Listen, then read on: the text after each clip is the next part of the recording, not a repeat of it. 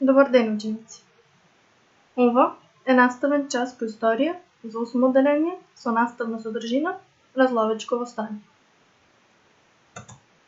Целите за овој час се запознавање со причините, подготовките, текот и крајот на Разловечкото востание.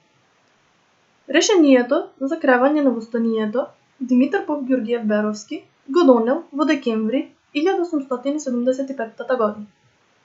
Со кревањето на ова востание требало да се реши не само црковното и народното прашање, туку и прашањето за автономија на Македонија. Димитар Поп-Ѓурѓиев Беровски со востанието имал намера да им помогне и на востаниците од Херцеговина.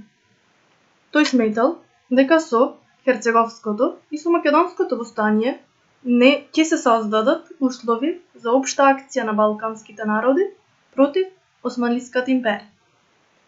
Во декември 1875 година во Солун го повикал поп Стојан Разловски и на средбата добил согласност и прифаќање на идејата за кревање на востанието.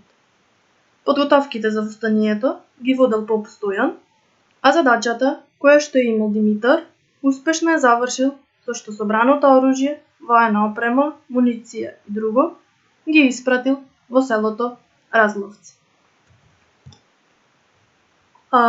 Знамето по барање на Димитар Поп-Ѓурѓиев Беровски го навезиле баба Недела и незината ќерка Станислава.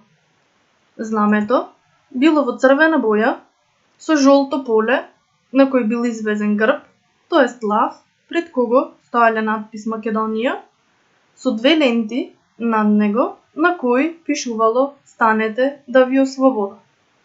Димитар во Солун формирал таен револуционерен комитет и по неговото враќање од Солун во селото Разловци, заедно со востаниците започнале со подготовките и конечно на 8 мај 1876 година започнало Разловечкото востание.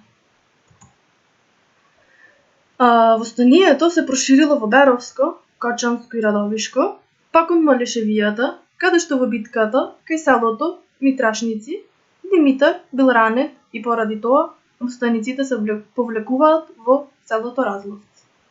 Сметајќи дека востанието ќе се прошири, востаниците се упатиле кон Радовиш.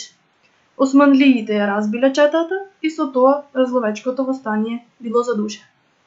Османлиите по востанието, како одмазда, започнале со големи репресии, убиства, насилства и големи злосторство кон населението во Македонија.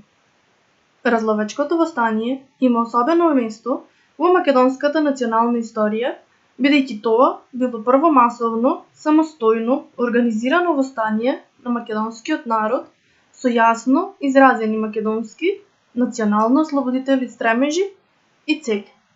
На наредната слика може да го видите споменикот кој е дигнат за Разловечкото востание во селото Разловци.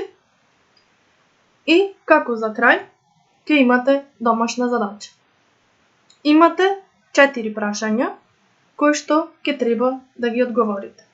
Стопирајте го ова видео, препишете ги прашањата и во вашите тетрадки одговорете на истите. Ви благодарам.